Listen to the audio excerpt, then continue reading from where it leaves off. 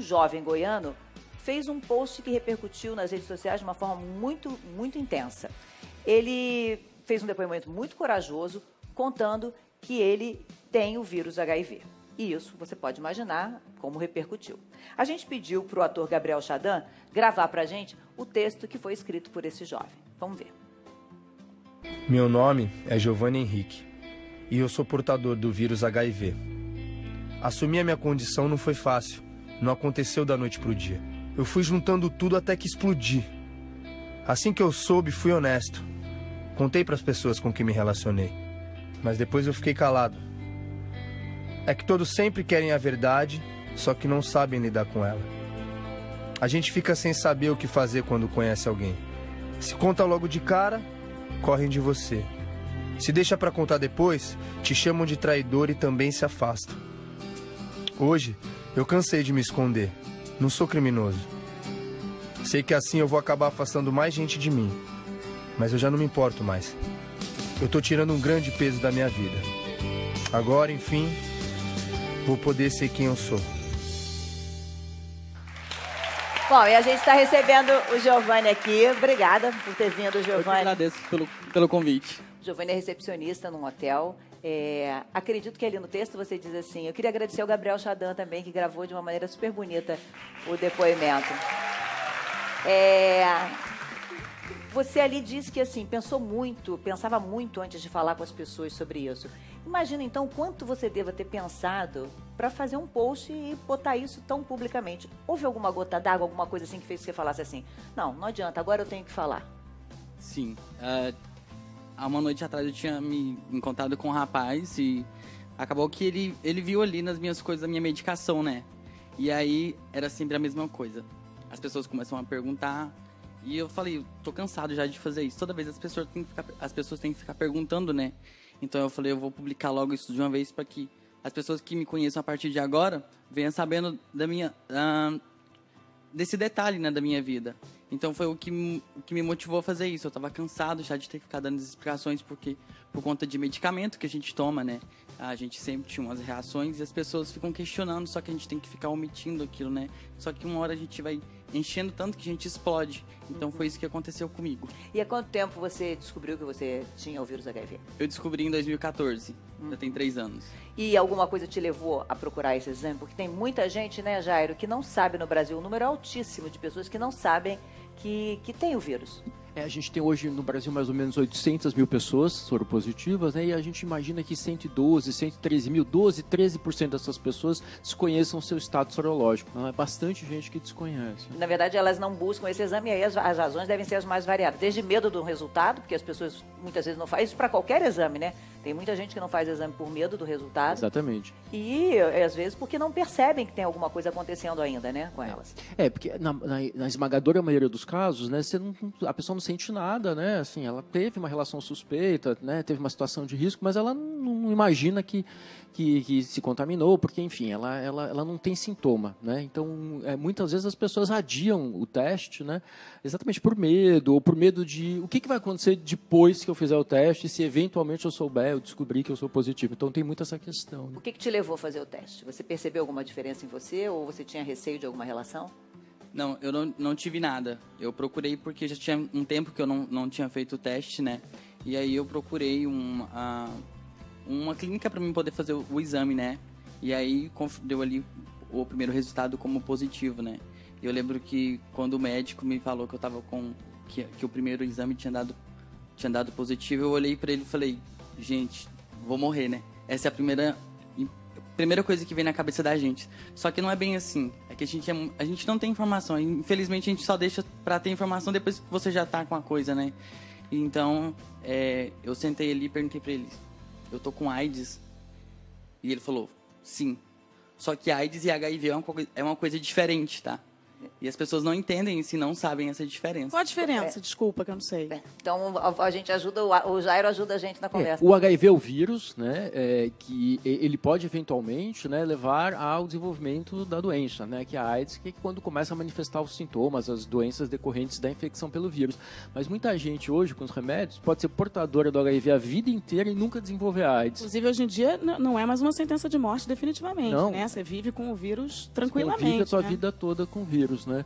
E isso que o Giovanni falou é muito legal, assim, porque na verdade você vai lá, o teste hoje pode ser feito em minutos, né? Você vai nas clínicas, você vai nos postos de saúde, hoje ele é feito gratuitamente, em 15, 20 minutos você tem um resultado e a partir daí você repensa o que você vai fazer, né? Agora, Giovanni, você sentiu algum afastamento das pessoas a partir do momento em que você primeiro diz que você tem o vírus e depois do post você notou alguma coisa? Alguém se afastou de você por conta disso?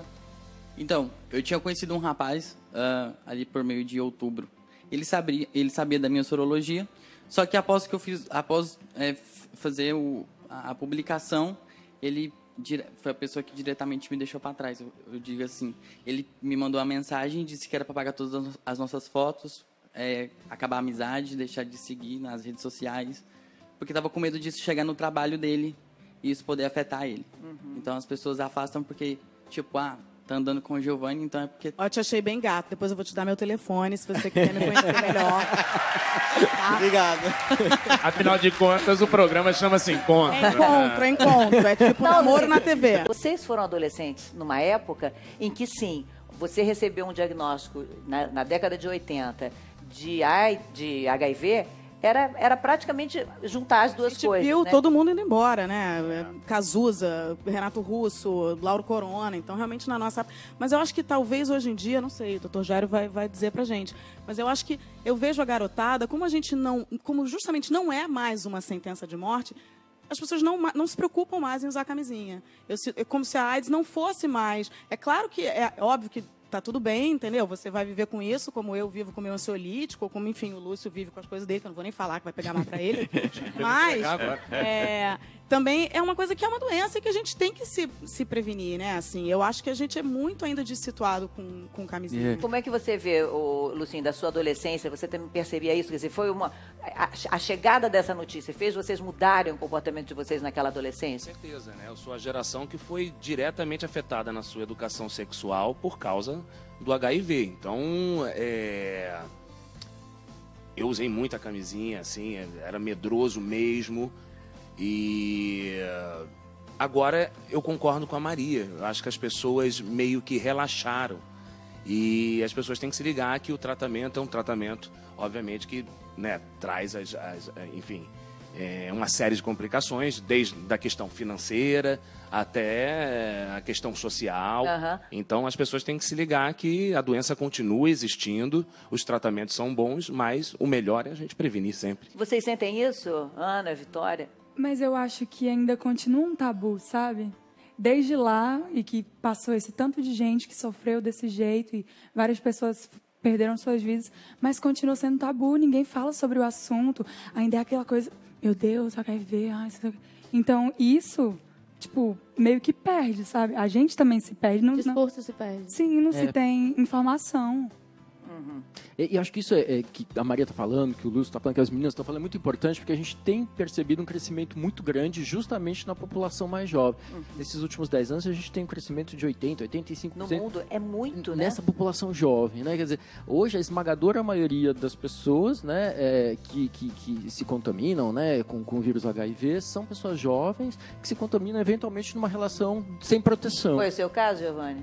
Foi o meu caso. Eu tive relações desprotegidas, eu já tinha, ciente de que poderia me acontecer, tá? Então é importante que as pessoas não resumam esse momento aqui, o Giovanni tá feliz, o Giovanni tá bem, eu vou deixar de me cuidar. Não, tem que usar camisinha, tá? Então, você não pode só resumir nisso aqui. Quando você recebe o diagnóstico e começa o tratamento, tem vários momentos que você vai passar por momentos difíceis, entende? Então, é importante não resumir só nesse momento feliz aqui, entende? Que tá legal, né? Exatamente. Eu digo que eu tô curado porque eu aceitei o HIV. Então, ótimo, tô liberado. É como se eu tivesse novamente saído do armário, né? Eu fiz ali na publicação, porque o primeiro armário vem quando a gente vai assumir para a família a sexualidade da gente, né?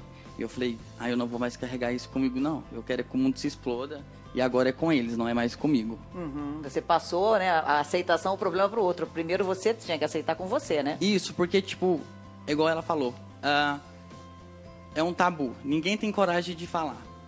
Existe o preconceito, mas quem é que vai dar a cara a tapa pra cabeça esse preconceito? As pessoas ficam se escondendo, né? Tem vergonha. E eu entendo, porque pra mim foi fácil, por conta da aceitação da minha família. No trabalho, como foi? No trabalho, no meu primeiro trabalho, eles me acolheram muito bem. Só que eles pediram pra abafar, pra não ter aqueles comentários na empresa, né? Uhum. Então, tipo, eu já fui na psicóloga que ela pediu pra mim não comentar, por conta do preconceito. Então, tipo, oi... Gente, vamos caçar essa psicóloga aí, pelo amor de Deus.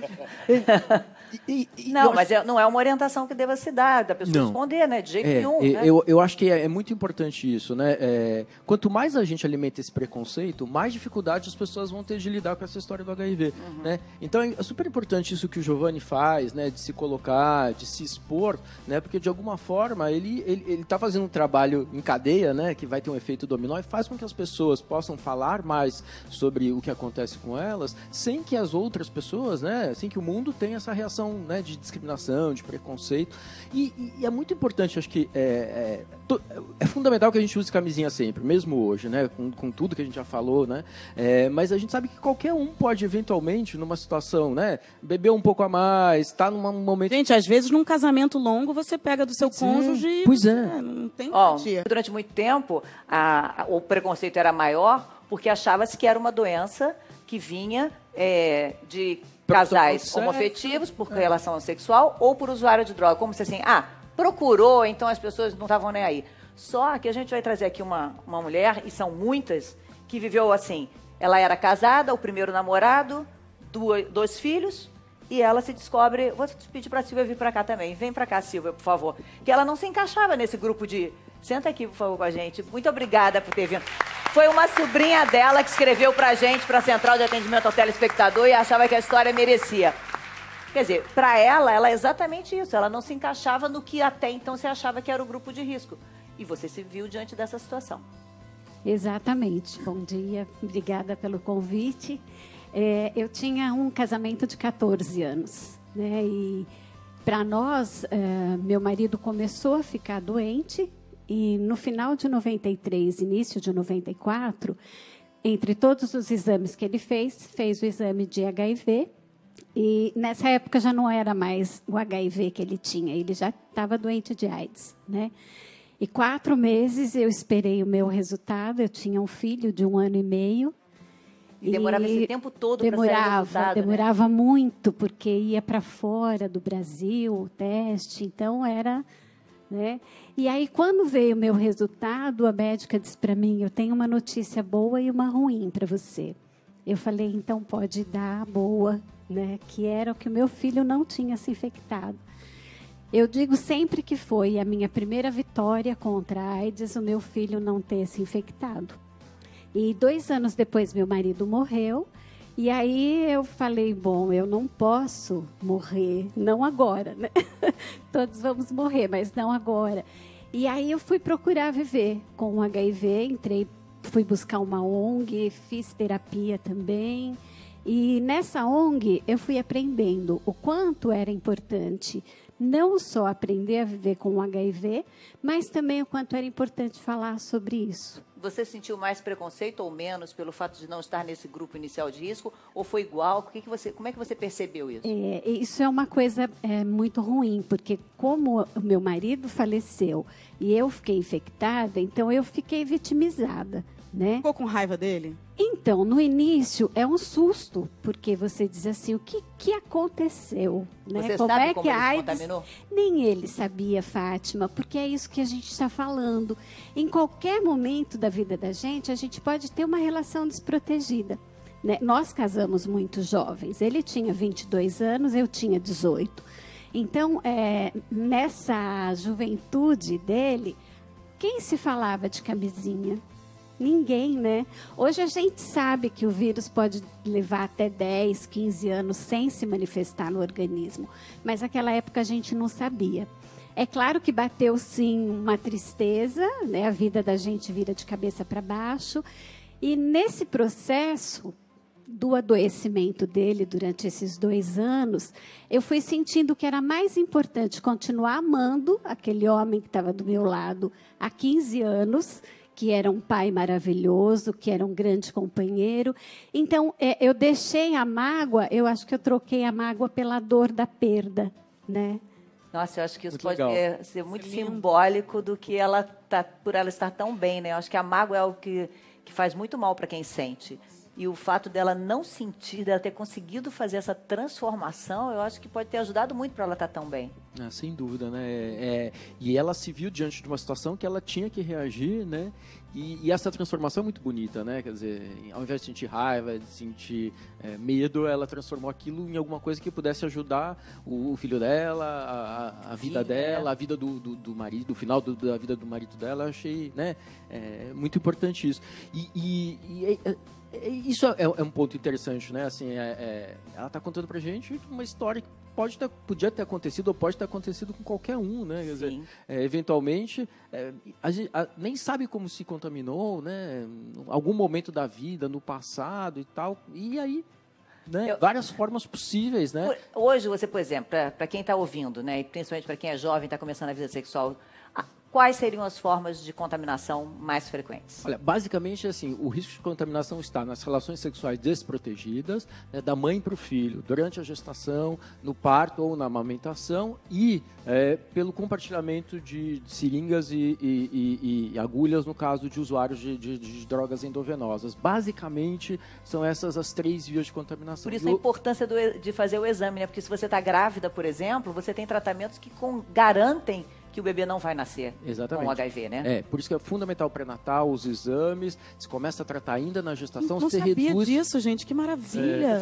Você reduz a praticamente 0 a chance da criança nasce sem o HIV. Com HIV. E é fundamental. Agora, uma gravidez em que não há acompanhamento, a dela não havia porque ela não sabia. Sim. Né? Então, você foi, né, ainda teve sorte nessa situação. E não havia mesmo, né? A gente não tinha informações ainda, não tinha a tecnologia que tem hoje, não tem o tratamento que tem hoje. Então, assim, eu amamentei, o que não poderia ter feito, mas a gente não sabia. Aliás, na gravidez toda, eu não sabia do HIV. Né? Então, eu tive meu filho, eu amamentei, e depois de 1 ano e meio é que veio cair no nosso colo, né, a AIDS, assim. E eu acho que agora é interessante para você, Giovanni, porque ela pode contar uma história que pode ser para o seu futuro. Ela reconstruiu a vida dela, né? Você hoje está casada, né? Voltou. E como foi para esse momento, de contar, de não contar? Como é que você se comportava na hora de querer conhecer alguém? Porque é muito natural, você ficou viúva muito jovem. Então, como é que você se comportava? Bom, hoje eu consigo brincar com isso, né? Eu fiquei com 37 quilos na época, não porque eu adoeci da AIDS em si, mas foi todo o processo de perda, o estado terminal, aquela loucura de ter 2 filhos e ter uma doença que você não sabia o que era. Então, eu perdi muito cabelo, eu fiquei com 37 quilos, e aí eu dizia assim, gente, acabou, né?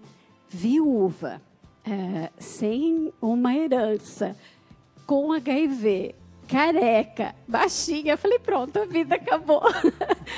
Mas aí o processo, né, a psicóloga ajudou muito, ela não me deixava falar do HIV. Ela queria saber quem era eu, o que eu ia fazer da minha vida, o que me dava felicidade. Então, eu fui nesse processo de reconstruir, né? E acabou que uma primeira vez encontrei uma pessoa, tive um relacionamento com uma pessoa que era portadora durante alguns anos e depois conheci no trabalho uma pessoa que não tem nada a ver com AIDS, era jornalista de outra área, né? E aí, quando ele me chamou para sair, eu falei, bom, não dá, né? Como é que eu vou para a casa de uma pessoa em outra cidade? Aí eu falei assim, eu vou te mandar um e-mail E aí você vê, se você achar que depois desse e-mail a gente pode sair. Eu peguei um anexo de uma revista que eu tinha saído, assim, era uma matéria, Viver e Trabalhar com HIV. E aí eu mandei a matéria para ele, meia foto de revista, assim. Começa a bomba aí, vai. Mandei, o coração ficou puc, puc, puc, puc. Ele não vai nunca mais ligar, né? Mas aí ele ligou meia hora depois e falou assim, eu preciso saber uma coisa. Eu falei, bom, diga, né? Ele falou, que horas você chega? Oi! Eu falei, uau! Aí casou, né, Silvia? Aí casou, aí tem que casar, né? Porque, olha, Que credencial. Né? Todo mundo devia fazer isso. Mandar um anexo com a sua, né, Com a sua história. Com a sua história, entendeu? Sair do armário, Uma né? coisa punk, assim. Se a pessoa fica, vale a pena, senão você já despacha já de cara. Não, Giovanni vai fez terminar isso. daqui a 6 meses. Foi, eu já tava cansado disso já. O povo já chegava e toda vez era uma dificuldade pra falar, né? Você ia encontrar alguém, tinha que contar. E como eu vou contar isso? E aí teve um ponto que eu cheguei e falei, não, é ali no primeiro encontro, eu vou contar. Se a pessoa quiser correr, tchau, tchau, pode ir embora. Já vai no primeiro... de você da minha vida. E tem um dado que eu acho que é importante a gente contar para o pessoal que está assistindo a gente, que é o seguinte, hoje com as medicações que a gente tem, né, a Silvia provavelmente toma remédio, Giovanni toma remédio, quando você torna a sua carga viral indetectável, né, o vírus não circula mais pelo sangue, a chance de transmitir o HIV é praticamente zero. Assim, então, é muito mais arriscado, em teoria, né, você fazer sexo sem proteção, né, com alguém que você não desconhece o estado sorológico, né, do que alguém que tem um diagnóstico, mas que está tomando remédio, né? Então, assim, a gente considera hoje, né, a UNAIDS considera hoje que se 90% das pessoas, né, souberem, né, que tem o resultado do HIV positivo, se 90% dessas pessoas tomarem remédio, 90% dessas que tomam remédio indetectassem a sua carga viral zero, até em 15, 20 anos a gente não teria mais transmissão sexual do HIV. Então, como é importante que as pessoas saibam, né, o seu status, tomem remédio, se cuidem, né, e aí a gente vai praticamente reduzir a zero essa transmissão. Porque se a gente vê meninas como elas dizendo que ainda hoje é um tabu e as pessoas não falam, a gente entende por que é necessário, então, fazer realmente um dia que seja o dia zero, né, para o preconceito.